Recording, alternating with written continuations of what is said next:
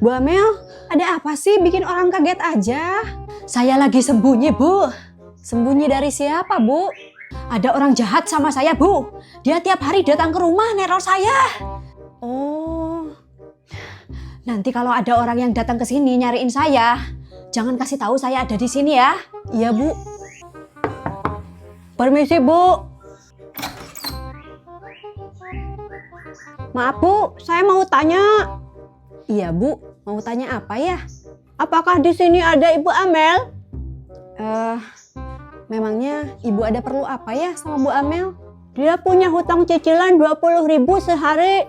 Udah 3 minggu ini, setiap saya nagih, dia selalu tidak ada. Oh, gitu. Ya, Bu. Apakah dia ada di sini, Bu? Ada. Bu Amel!